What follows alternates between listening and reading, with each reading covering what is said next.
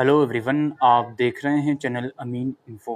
दोस्तों, फर्स्ट और third semester के जो बच्चे हैं वो मार्च में ओपन बुक एग्ज़ाम में अपेयर होने वाले हैं और उन बच्चों की बहुत सी क्वायरीज़ हैं और बहुत से बच्चे नर्वस में हैं कि यार ये एग्ज़ाम किस तरीके से होंगे, हम इस एग्ज़ाम में क्लियर कर पाएंगे इसको या नहीं कर पाएंगे, कैसे सब कुछ होगा। तो इस वीडियो में मैं थोड़ा आपको स्ट्रेटजीज़ बताने वाला हूँ कि ओबीई से पहले कुछ ऐसी चीज़ें हैं जो कि आपको करके रख लेनी चाहिए, जो कि आपके एग्ज़ाम में काफ़ी यूज़फुल साबित हो सकती हैं। ठीक है, सबसे पहली चीज़ दोस्तों, जो स्टडी मटेरियल है, देखिए फर्स्ट सेमेस्टर का जो स्टडी मटेरियल कैंपस में अवेलेबल है, आई होप आपने कलेक्ट कर लिया होगा।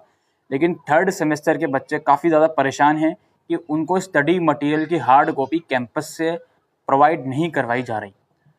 फिलहाल लेटेस्ट अपडेट के अकॉर्डिंग इंग्लिश ऑनर्स का थर्ड सेमेस्टर का मटेरियल कोर सब्जेक्ट्स का वो अवेलेबल है कैंपस में, बट जो अदर कोर्सेज हैं लाइक बीए प्रोग्राम या बीए ऑनर्स या बीकॉम ऑनर्स, उसका थर्ड सेमेस्टर का मटेरियल अभी भी अवेलेबल नहीं है 24 फरवरी तक।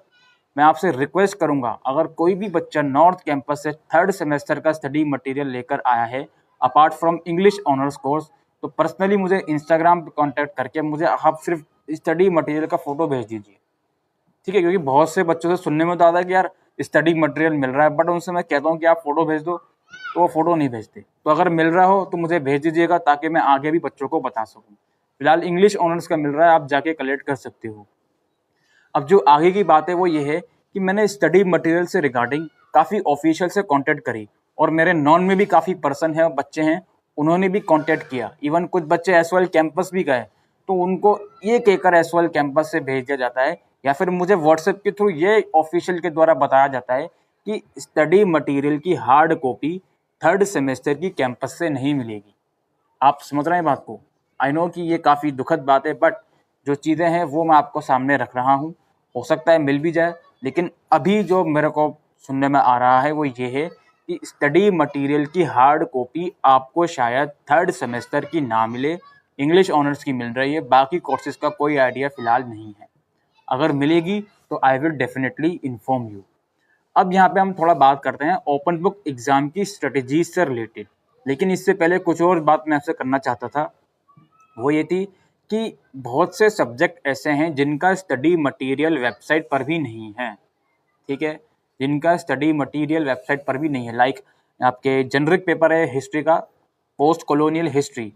अब देखो यार, इसमें जो भी टॉपिक हैं आप टॉपिक वाइज गूगल पर सर्च करके खुद से नोट्स बनाइए।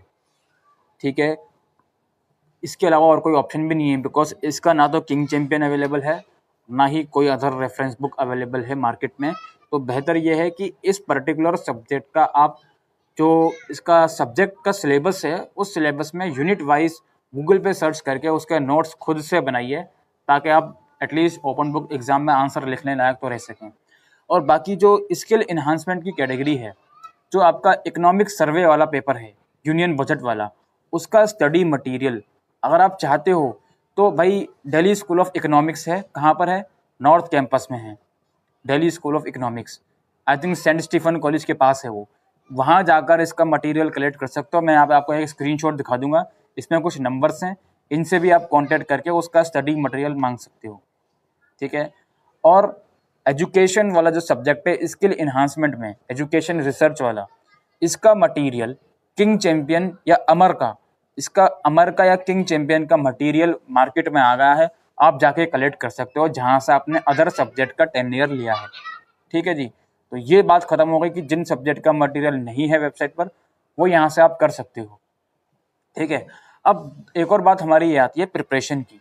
अब देखिए, प्रिपरेशन में आप लोग अपार्ट फ्रॉम योर एग्ज़ाम कुछ टेक्निकल चीज़ें भी हैं जो कि आपको ध्यान रखनी होगी, बिकॉज अगर आपका एग्ज़ाम अच्छे से आपने लिख लिया और आपको टेक्निकल चीज़ों की नॉलेज नहीं होगी तो कुछ फ़ायदा नहीं है उस अच्छे एग्ज़ाम का, अगर आप उसको पीडीएफ बनाकर पोर्टल पे अपलोड नहीं कर पाओगे टाइम पर। तो बेहतर ये है कि आप लोगों को पीडीएफ बनानी आनी चाहिए।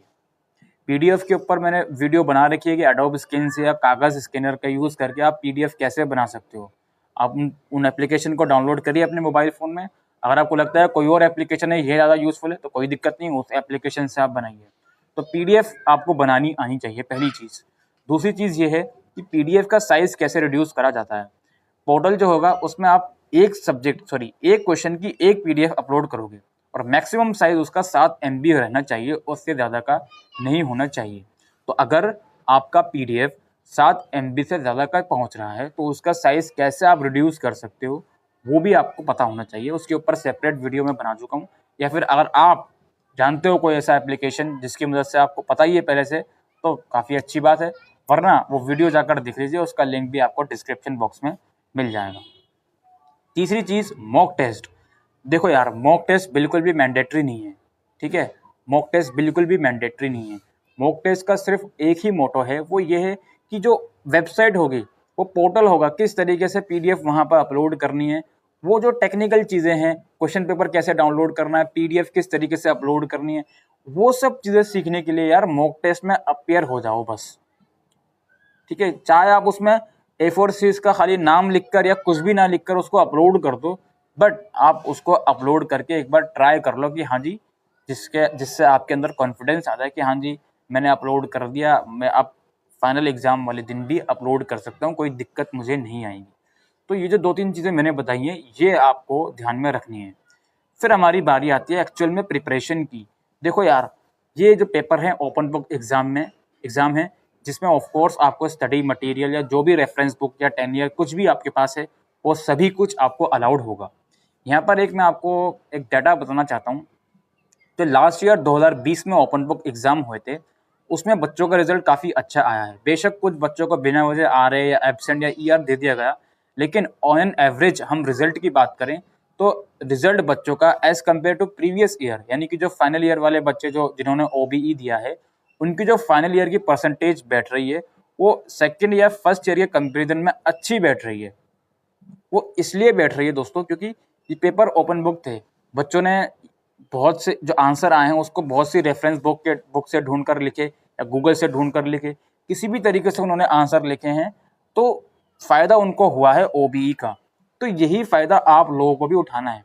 आप लोग इस चीज़ का फ़ायदा कैसे उठा सकते हो? देखिए, कोई भी रेफरेंस मटेरियल आपके पास है, ऑनलाइन स्टडी मटेरियल हो या 10 ईयर हो, कुछ भी हो, सबका आपको इस्तेमाल करना है ओपन बुक एग्ज़ाम में, ठीक है। और थोड़ा बहुत अपनी मन बुद्धि का भी इस्तेमाल कर लेना, थोड़ा बहुत अपनी लैंग्वेज में भी आंसर लिखना। ये नहीं कि एग्जैक्ट आपको डिट्टो आपने 10 ईयर का कॉपी मार दिया या स्टडी मटेरियल का कॉपी कर दिया, बिल्कुल आप सेम कॉपी मत करना। थोड़ा बहुत बिल्कुल आप कॉपी कर सकते हो, लेकिन सेम अगर कॉपी करोगे तो आपका आंसर उतना नहीं बन पाएगा जितने की डिमांड होगी।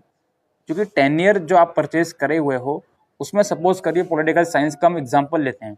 पॉलिटिकल साइंस का सपोज करिए एक क्वेश्चन आ गया आपका 20 मार्क्स का, तो यार 10 ईयर में तो इतना कंटेंट आपको नहीं मिलेगा जो 20 मार्क्स में आप लिख सको, है ना। तो बेहतर ये चीज़ होगी कि थोड़ा बहुत अपनी लैंग्वेज भी आप यूज़ करो, और पहले से कोशिश करो कि नोट्स बना कर रख लो। आपने इंग्लिश में 10 ईयर इंग्लिश में एक वो पढ़ा होगा क्लास 11-12 में, notes making. I hope English तो आप सभी बच्चों ने पढ़ी होगी। तो नोट्स मेकिंग जिस तरीके से बना देते हम लोग कि पैराग्राफ की हमने मेन हेडिंग लिख ली, फिर उसके बाद सब हेडिंग्स लिख ली, ठीक है।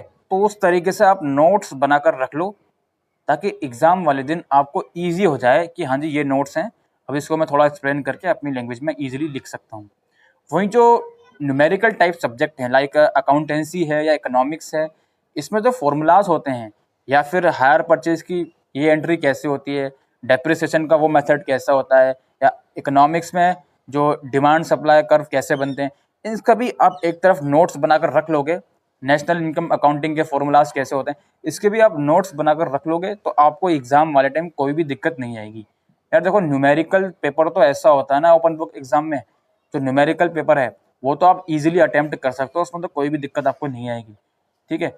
और तीसरी बात हमारी ये है कि एग्ज़ाम, एक तो मैंने बताया एग्ज़ाम से पहले आप सभी के नोट्स बनाकर रख लो पहले से ही कि यार इस नोट्स में से मुझे लिखना है अगर पेपर आ गया तो। और यदि आपके पास 10 ईयर है तो 10 ईयर का यूटिलाइज़ करिए। उसमें ये देखिए कि कौन सा ऐसा क्वेश्चन है जो बार बार रिपीट हो रहा है, उस क्वेश्चन का तो आप 100% आंसर लिख कर रख लो यार, तो ज़्यादा बेहतर रहेगा, है ना। तो ये काम भी करके रखो। और एक और चीज़ आपको समझनी पड़ेगी, ये ओपन बुक एग्ज़ाम है। बहुत से बच्चे मुझसे क्वेरी कर रहे हैं कि सर आप एग्ज़ाम पैटर्न पर वीडियो बनाइए।